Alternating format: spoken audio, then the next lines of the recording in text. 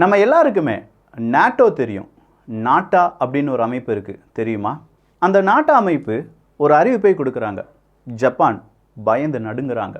இன்றைக்கி ஜப்பானில் இருக்கக்கூடிய ஒவ்வொரு வீட்டு கதவுகளும் தட்டப்படுகின்றன. சில பகுதியில் இருக்கக்கூடிய வீடுகள் என்னன்னு சொல்லி பார்த்தா நாட்டா ஒரு அறிவிப்பு கொடுத்துருக்கு, அதுதான் காரணம் அப்படின்னு சொல்கிறாங்க. பக்கத்தில் இருக்கக்கூடிய சீனா, இன்னொரு நாடான தென்கொரியா, இவைகள் இரண்டும் இதை விழிப்புடன் பார்க்கிறார்கள். அமெரிக்காவுக்கு இது ஒரு பெரிய நெருக்கடியை ஏற்படுத்துது. நாட்டா கண்டிப்பாக வடகொரியாவினுடைய ஏதோ ஒரு சம்பவமாக தான் இருக்கும் அப்படின்னு சொல்லி யூகிச்சிருப்பீங்க. ஏன்னா தென்கொரியா வந்துட்டாங்க, ஜப்பான் வந்துட்டாங்க, கூடவே சீனா அமெரிக்காலாம் வந்திருக்காங்கல்ல. வடகொரியாவினுடைய அறிவிப்பு என்ன? முக்கியமான ஏவுகணை ஏதாவது சோதித்து பார்க்க போகிறார்களா என்று பார்த்தால் கிடையாது. அதுக்கான கம்ப்ளீட் டீட்டெயில்ஸ் தான் இந்த ஒரு பதிவில் பார்க்க போகிறோம். அன்பு தமிழஞ்சங்களுக்கு தமிழ் பொக்கிஷத்தின் வணக்கங்கள்.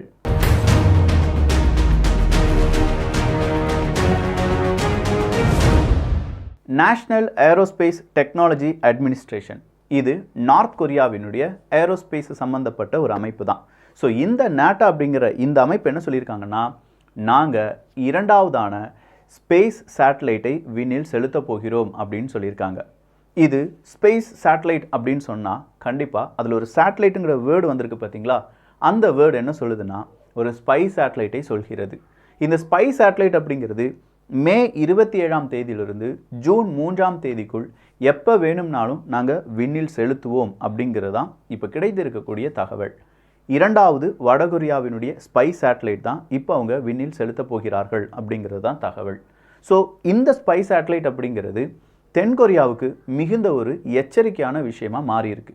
தென்கொரியாவை பொறுத்த வரைக்கும் வடகொரியா தென்கொரியா ஒரு காலகட்டத்தில் இரண்டும் ஒன்றாக இருந்தாலும் தென்கொரியா அமெரிக்கா பக்கமும் வடகொரியா கம்யூனிசம் ரஷ்யா பக்கமும் அப்படின்னு சொல்லி இரண்டும் எதிரெதிர் துருவங்களில் இப்போது அவங்களுடைய வாழ்க்கையை நடத்திட்டு இருக்காங்க. அதுலேயும் கிம் அவர்களை பற்றி சொல்லி தெரிந்து கொள்ளவே வேண்டாம். யார் என்ன செஞ்சாலும் சரி உடனடியாக அவருடைய பதிலடி ஒரு மிசைல் டெஸ்ட்டாக தான் இருக்கும். அப்போ வடகொரியாவினுடைய அதிரடியான நடவடிக்கையில் ஒரு மிசைல் டெஸ்ட்டாக தான் இருக்கும் அப்படின்னு சொல்லி எதிர்பார்த்த நபர்களுக்கு பெரிய ஒரு ஷாக்கிங்கான இன்ஃபர்மேஷன் வெளியில் வருது. மிசைல் டெஸ்ட் கிடையாது, அவங்களுடைய ஸ்பை சேட்டலைட் அப்படிங்கிறது தான். சரி, இந்த நேரத்தில் இந்த ஸ்பை சேட்டலைட் அப்படிங்கிற நியூஸை நாட்டா அப்படிங்கிற வடகொரியாவினுடைய இந்த அமைப்பு வெளியிடுவதற்கான காரணம் என்ன?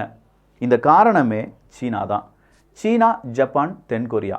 பொதுவாக சீனா வடகொரியாவினுடைய நண்பன் தானே அப்படின்னு சொல்லி நீங்கள் கேட்கலாம்.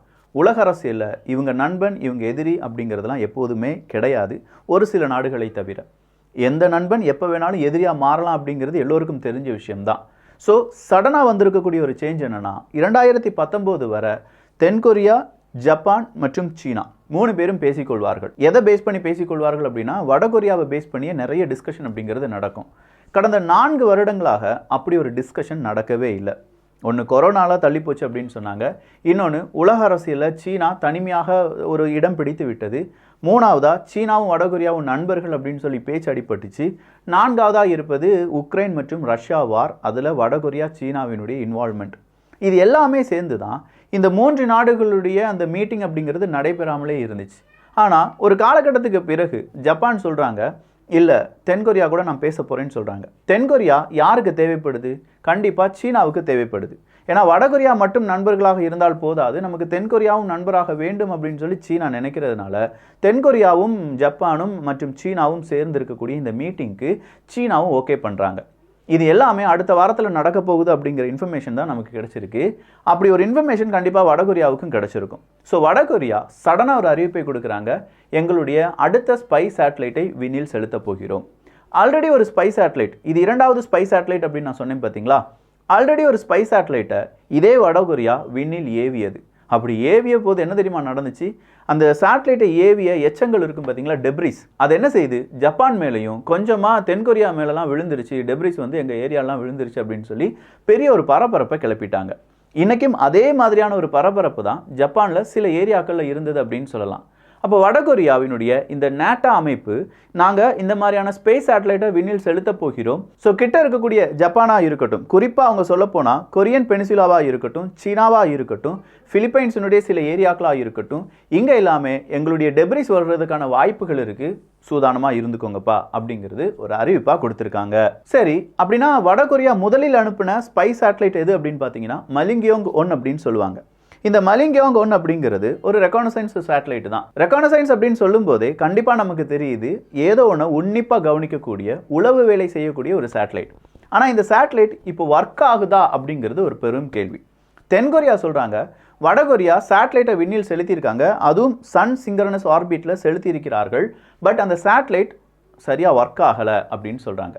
வடகொரியா சொல்றாங்க இல்ல அந்த சேட்டலைட் ஒர்க் ஆகுது, வேணா பாருங்க அதுக்கு மூவ்மெண்ட்லாம் இருக்கு அப்படின்னு சொல்லி ஒரு மூவ்மெண்ட்லாம் காணிக்கிறாங்க.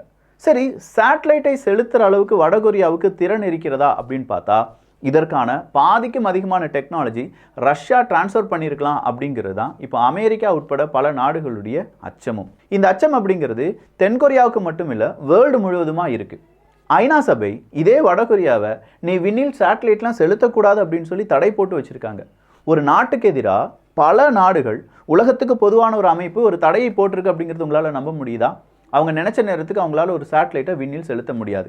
ஆனால் அதே நேரத்தில் எலன் மஸ்க் அவர்கள் எவ்வளவு சேட்டலைட்டை வேணாலும் விண்ணில் செலுத்தலாம், எந்த பிரச்சனையும் கிடையாது. ஏன் வடகொரியா ஒரு சேட்டலைட்டை விண்ணில் செலுத்தக்கூடாது? விண்ணில் செலுத்துவதற்கு கண்டிப்பாக ஒரு ராக்கெட் வேணும். அந்த ராக்கெட் அப்படிங்கிறத வச்சு இவங்க எதை டெஸ்ட் பண்ணிடுவாங்க? லாங் ரேஞ்ச் வெப்பனை டெஸ்ட் பண்ணிடுவாங்க. ஸோ லாங் ரேஞ்ச் வெப்பனை டெஸ்ட் பண்ணாமல் விடுறதுக்கு தான் நாங்கள் வடகொரியாவுக்கு இப்படி ஒரு ரெஸ்ட்ரிக்ஷனை கொடுத்துருக்கோம் அப்படின்னு சொல்லி சப்ப கெட்டுனாலும் வடகொரியாவால் இப்போதைக்கு ஒரு லாங் ரேஞ்ச் வெப்பனை டெஸ்ட் பண்ண முடியாது என்பது தான் நிதர்சனமான உண்மை. அப்போ ஒரே கல்லில் வடகொரியாவுக்கு எதிராக இருக்கக்கூடிய எதிரி நாடுகள் மாங்காவை அடிக்கிறாங்க. ஒன்று அவங்களால லாங் ரேஞ்ச் வெப்பனை டெஸ்ட் பண்ணக்கூடாது, அதுக்கான பொருளாதார தடை விதித்திருக்கிறார்கள். இன்னொன்று அவங்களால சேட்டலைட்டை விண்ணில் செலுத்தவே முடியாது. அப்போ இந்த இரண்டு விஷயங்களையும் தாண்டி தான் வடகொரியா ஜெயித்தாக வேண்டும். இதனால தான் ஃபர்ஸ்ட் முறை இந்த மலிங்கியாங் 1 அப்படிங்கிற சேட்டலைட்டை விண்ணில் செலுத்துவதற்கு வடகொரியா ட்ரை பண்ணும்போது ஃபெயிலியர் ஆகுது. அதிகமாக டெக்னாலஜி இல்லை, நிறைய பொருளாதார தடைகள் இருக்குது, எந்த நாடும் உதவ முடியாது. யார் உதவினாலும் நீ லாங் ரேஞ்ச் வெப்பனை டெஸ்ட் பண்ணுறதுக்கு தான்றா இந்த ராக்கெட்டை ஏவுற, உனக்கு உதவின இந்தந்த நாடுகள் இருக்காங்க அப்படின்னு சொல்லி அத்தனை நாடுகள் மீது அவங்க பொருளாதார தடையை போட்டுருவாங்க. அப்படி பொருளாதார தடை போடுறதுக்கு பயந்துக்கிட்டே பல நாடுகளும் நான் வடகொரியாவுக்கு உதவி செய்யவில்லை அப்படின்னு சொல்லி அப்படியே ஒதுங்கி நின்றுருவாங்க. ஆனாலும் வடகொரியா என்ன செய்கிறாங்க? மே மாதம் 31ஆம் தேதி 2021 ஃபர்ஸ்ட் லான்ச் அட்டெம்ப்ட் அப்படிங்கிறத செய்கிறாங்க. ஆனால் எதிர்பாரா விதமாக அவங்களுடைய லான்ச் வெஹிக்கிள் கொலிமா அப்படின்னு சொல்லுவாங்க, இந்த கொலிமா அப்படிங்கிற கொலிமா 1 அப்படின்னு சொல்லுவாங்க, அந்த லான்ச் வெஹிக்கிள் என்ன ஆகுது? அதனுடைய மிஷனில் ஃபெயிலியர் ஆயிருது. டக்குன்னு வெடிச்சு சிதற மாதிரியான ஒரு நிகழ்வை இந்த கொலிமா 1 அப்படிங்கிறது ஏற்படுத்துது. ஸோ ஃபர்ஸ்ட் லான்ச்சிங் அப்படிங்கிறது அவங்க என்ன செய்கிறாங்க? ரத்து பண்ணுறாங்க. மறுபடியும் அவங்க என்ன செய்கிறாங்கன்னா அடுத்ததாக டெஸ்ட் பண்ண ஆரம்பிக்கிறாங்க, லான்ச் பண்ணுறதுக்காக தயாராகிறாங்க. ஸோ முதல் முறை லான்ச் ஆகிற அந்த ஒரு ஃபெயிலியர் வரும்போதே தென்கொரியாவுக்குலாம் எச்சரிக்கை பறக்குது. ஏய், அங்கே ஒரு மேல் ஃபங்க்ஷனான ராக்கெட் வருது, உங்கள் மேலே விழுந்தாலும் விழுந்துடும் அப்படின்னு சொல்லி பயம் வருது. எல்லாருமே அலர்ட் ஆகிறாங்க. ஒரு அலர்ட் கொடுக்கப்படுது. கிட்டத்தட்ட 200 கிலோமீட்டர் ரேடியஸுக்கு இதனுடைய உதிரி பாகங்களை தேடுதல் வேட்டை நடந்தது என்பதும் குறிப்பிடத்தக்கது. செகண்ட் அட்டெம்ப்ட் அப்படிங்கிறது 23 ஆகஸ்ட் 2023 செய்கிறாங்க. மறுபடியும் இந்த கொலிமா 1 லான்ச் வெஹிக்கிள் வச்சு தான் செய்கிறாங்க. எகைன் இது என்ன ஆகுதுன்னா ஃபெயிலியர் ஆகுது. இந்த ஃபெயிலியர் அப்படிங்கிறது அவங்களுடைய சேட்டலைட்டை அவங்க லாஸ் பண்ணிட்டாங்க அப்படிங்கிறது தான். ஸோ லாஸ் ஆஃப் சேட்டலைட் அப்படிங்கிறது அவங்களுடைய ஃபெயிலியர் அட்டெம்ப்டாக மாறுது. இது ஃபெயிலியர் தான் அப்படின்னு சொல்லி அவங்க டிக்ளேர் பண்ணிட்டாங்க. அடுத்ததான் தேர்ட் அட்டெம்ப்ட் அக்டோபர் 2023 செய்யப்படும் அப்படின்னு அறிவித்தார்கள், செய்யப்படவில்லை. நவம்பரில் அது என்ன செய்யுது? டெக்னிக்கல் இஷ்யூலாம் ரிசால்வ் பண்ணிட்டு நாங்கள் விண்ணில் செலுத்த போகிறோம் அப்படின்னு சொல்லி விண்ணில் செலுத்துகிறார்கள். 21 நவம்பர் 2023 வடகொரியா அவங்களுடைய அந்த சேட்டலைட்டை விண்ணில் செலுத்துகிறார்கள். வடகொரியா ஒரு அறிவிப்பை கொடுக்குறாங்க, எங்களுடைய சேட்டலைட் ஆர்பிட்ல நிலை நின்று விட்டது. தென்கொரியா அதை ஒப்சர்வ் பண்ணலை. ஒப்சர்வ் பண்ணுறது மட்டும் இல்லாமல் அதை உறுதிப்படுத்தலை. அது ஒர்க் ஆகுதா இல்லையா, சும்மா டம்மியான ஒரு விஷயத்தை தூக்கி அவங்க ஆர்பிட்டில் வச்சிருக்காங்களா அப்படிங்கிறது எல்லாமே இன்னைக்கும் ஒரு கேள்வியாக மட்டுமே பார்த்துட்டு வராங்க. 27 பிப்ரவரி 2024 இந்த வருடம் பிப்ரவரி மாதம் தென்கொரியாவினுடைய ஸ்பேஸ் ஏஜென்சி ஒரு அறிவிப்பை கொடுக்குறாங்க. மலிங்காங் அப்படிங்கிற அந்த சேட்டலைட் விண்ணில் இருக்கு, ஆனால் அது ஒர்க் ஆகுதா அப்படிங்கிறத எங்களால் இன்னும் உறுதிப்படுத்த முடியல. சின்ன சின்ன மூவ்மெண்ட் இருக்கு அப்படிங்கிறத மட்டும் யார் கொடுத்துட்றாங்க? தென்கொரியா கொடுத்துட்றாங்க. பட் டச்சு நிறுவனத்தை சார்ந்த சில ஆஸ்ட்ரோனட் என்ன சொல்றாங்கன்னா பிப்ரவரி முழுவதுமாகவே அந்த சேட்டலைட்டினுடைய ஆர்பிட் மூவ்மெண்ட் அப்படிங்கிறத வடகொரியா சக்ஸஸ்ஃபுல்லாக செஞ்சு முடிச்சாங்க அப்படின்னு சொல்றாங்க. ஸோ ஃபர்ஸ்ட் ஸ்பை சேட்டலைட் அப்படிங்கிறது இப்போதுமே ஒரு பெரும் புதிராக இருக்கிறது. கொஞ்சம் பேர் அது ஸ்பை வேலை செஞ்சுட்டு இருக்குங்கிறாங்க, கொஞ்சம் பேர் ஸ்பை வேலை செஞ்சுட்டு இல்லை அப்படின்னு சொல்றாங்க. இது இரண்டாவது ஸ்பை சேட்டலைட். வடகொரியா இத்துடன் முடித்து விடுமா அப்படின்னு பார்த்தா கிடையாதான். 2024 முடிவடைவதற்கு முன்னாடி இன்னும் 2 சேட்டலைட், டோட்டலாக 4 ஸ்பை சேட்டலைட்டை நாங்கள் விண்ணில் செலுத்த போகிறோம் அப்படின்னு சொல்லி வடகொரியாவினுடைய ஆட்டம் ஆரம்பமாயிருக்கு. ஸோ நீங்கள் இதை பற்றி என்ன நினைக்கிறீங்க?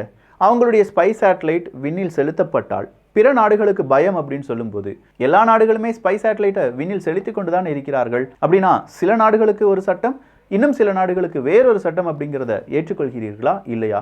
வடகொரியா செய்வது சரியா இல்லையா அப்படிங்கிற உங்களுடைய டிபி ட்ரூப்ஸினுடைய ஜென்யூனான கருத்துக்கள் இங்கே வரவேற்கப்படுகின்றன. இந்த ஒரு காணொலி எப்படி இருந்துச்சு அப்படிங்கிற உங்களுடைய கருத்துக்களும், கிளஸ்டர் அப்படிங்கிற ஒரு மேக்னெட்டிக் கேம் அது வந்து செம்மையாக இருக்கும். அமேசானில் 500 ரூபாய்க்கு மேலே விற்கிறாங்க. 230 ரூபா 240 ரூபாய்க்கு இப்போ kidsbestie.comல வந்துட்டு இருக்கு. வாங்குறதா இருந்தால் வாங்கிக்கோங்க. அதற்கான லிங்கையும் டிஸ்கிரிப்ஷனில் கொடுத்துட்றேன். நல்லதை பகிர்ந்து நல்ல சமுதாயத்தை உருவாக்குவோம். நன்றி, வணக்கம்.